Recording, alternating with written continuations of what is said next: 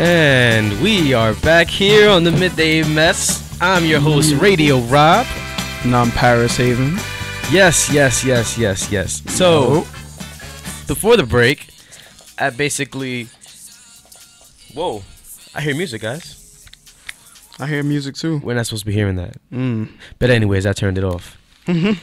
Yes. So, before the break, I basically teased a review on What a Time to Be Alive. Yes, guys, What a Time to Be Alive was released over the weekend by Drake and Future on iTunes. They just collaborated on a mixtape. Although I don't know why they're charging us on iTunes for a mixtape. I don't know, that's kind of sketchy to me. But anyways, it's really a mixtape. Paris, you got to hear it. I didn't. Therefore, Paris is going to give us his thoughts on the mixtape. Go ahead, Paris. What do you got for us?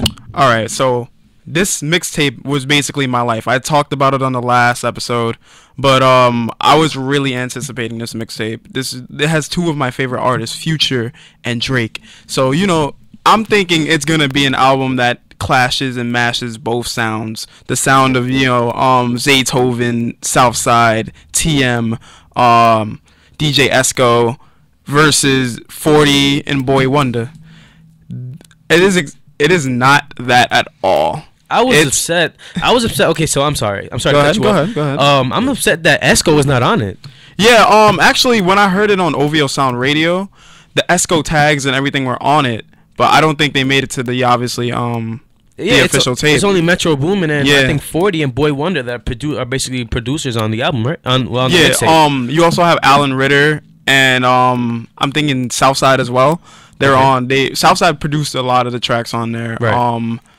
Alan Ritter produced Diamonds Dancing, which is one of my favorite tracks, but I'll get into that later.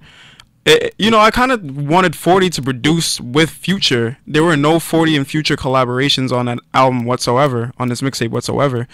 So they just stuck to their two sounds? Yeah, it was just mainly Future's camp that produced the mixtape. I don't even think Boy Wonder even had a track on there. Now that I'm thinking about it, maybe it might have been. I think Boy Wonder did have a track. Yeah, he did. I think it was Plastic Bag, if I'm not mistaken. But definitely, like, I expected much more of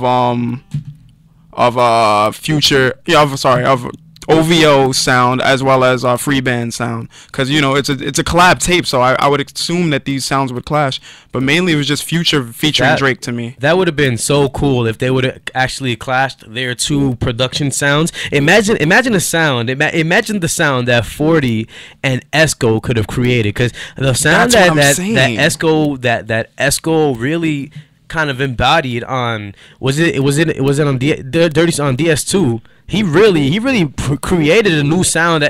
So we all know that the South and Future have like a sound already, and it's very bassy, it's very heavy, but Esco kind of took it and took it to a whole new level on Dirty Sprite 2. Well, we're calling it DS2 because Sprite doesn't want kind of, their own. They have their own legal battle, so that's why it's officially called DS2. That's right.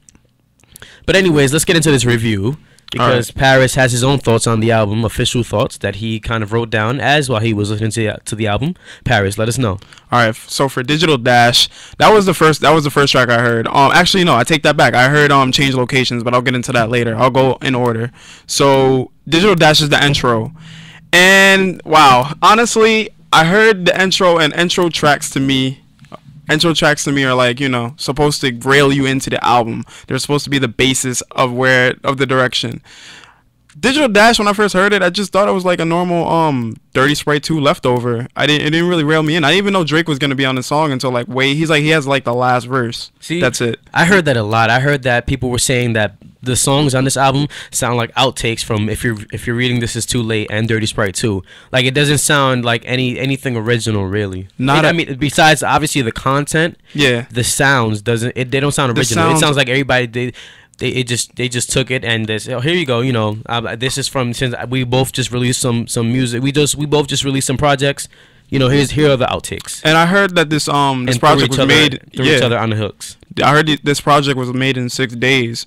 Yeah. I feel like maybe my speculation of it is maybe Future had all these tracks lined up for DS2, but he's like, you know, I'm not gonna put these tracks on it. And maybe Drake and him were like together one night after the collaboration of Where You At, and maybe Drake decided to like record his verses on these songs, because that's what it sounds like. It doesn't even sound like Drake actually like made these songs from scratch with Future. It sounds like, you know, Drake was stamped on these songs and maybe a little tweaks involved by other producers. Right. But it mainly sounds like DS2 leftover tracks. So overall, it's safe to say that the album does not have a cohesive sound. Nah, not at all. Not at all. Okay. One highlight a couple of highlights I'll talk about. Live from the Gutter is actually a really great track. It's a great written track. Talks about how both are actually from the gutter, and they talk about, you know, how they became up now. Wait.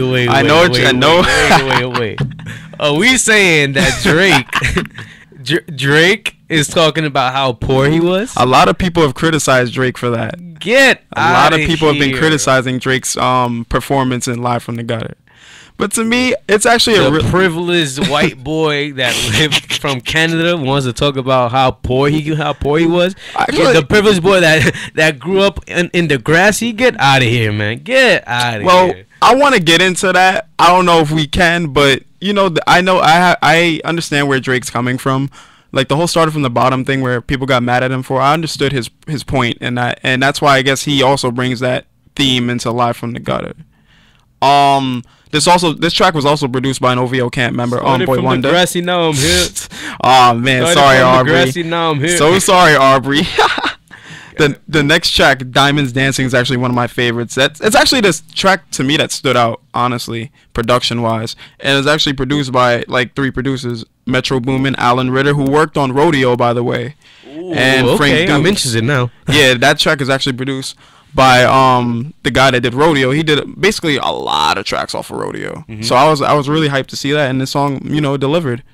Another song I really like is Change Locations. That was actually the first song I heard on the OVO Sound Radio. I thought it had a great sound, so I'm thinking, wow, this mixtape was really good. Like they actually went left field. Then Jumpman came on. I'm like, okay, here's Future's influence, even though it's a banger to me. I love Jumpman.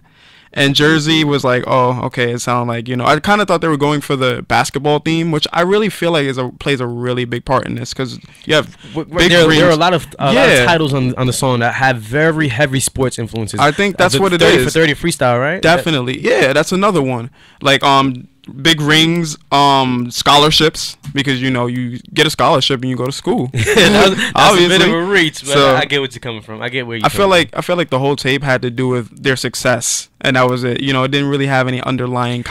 And you know what? I think at this point, since one, it's a mixtape.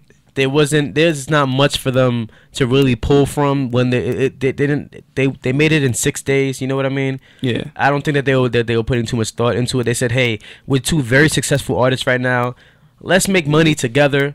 Why not? Yeah. Why not? You know, everybody's really into us right now. We're 2 of the biggest names in hip hop right now. I agree. Let's do it. And I feel like, you know, like going off on that, I feel like these 2 are at a point, Drake mostly is at a point in his career that he's just having fun with making music. A lot of people say that that's why he hasn't dropped Views for the 6 yet. Exactly. Like he's just been making he's like having fun making music, you know what I'm saying? A lot of people say, oh, he lacks a certain content that he came up with on Thank Me Later and stuff like that. But you have to understand, this man has like seen a lot. He's growing up as an artist. Like he says it on 30 for 30 freestyle. He takes it back to Comeback Season, Closer to My Dreams, that track. He said wide-eyed and naive at 19, he can't rap like that no more. This is his life now. Like 30 for 30, a lot of, and I heard a conflict saying that 30 for 30 is actually about Jay-Z, because he says something. Yeah, he goes at Jay-Z in a couple lines. Like wow, it says I gotta pay attention now. Yeah, I have to. I didn't know that. A friend of mine just texted me and told me that, and I'm like, wait a minute, wow, he actually may have something there. So I don't know. That's interesting. But you know, Drake is at that point in his career that he's just having fun, and views is what's going to prove to the fans, I guess, to see where he is musically, because I really hope that he gets serious with Views, because this is actually his fifth official studio album, but I still count it as his 4th, because, you know, if you're reading this, it's too late. It's a mixtape to me. So I'm waiting to see Views, and which is slated to come out on Thursday. I don't know. That's the rumors that it's supposed to come out September 24th. It's coming out? That's the rumors. Oh my God! The rumors are booming. People think it's gonna come out on September 24th. Did you hear this on Kanye Tither? No. Everybody around like Twitter. It even said it on OVO. Actual industry rumor. Yeah, and Norm Kelly, the Canada Toronto's mayor. Right. He actually he tweeted September 24th. Okay. So I think this is, and it was on OVO so site. You think, I don't personally. I'm not falling for it. You think the mayor took time out of his day to tweet a Drake album release date? Norm Kelly and Drake are really cool. Like he brought him out on the show. So I don't know. I personally don't believe it because I've been let down this year too much by my favorite artists that were supposed to drop albums, but I won't get into that. But I mean, it's open for everybody to speculate and be hyped for September 24th. That's very true. All right, guys. And with that, we'll leave it with that, and let's get into a break, guys. We'll talk to you soon. This is the Midday Mess you're tuned into, guys. Iona College's highly accredited graduate programs empower students to earn degrees that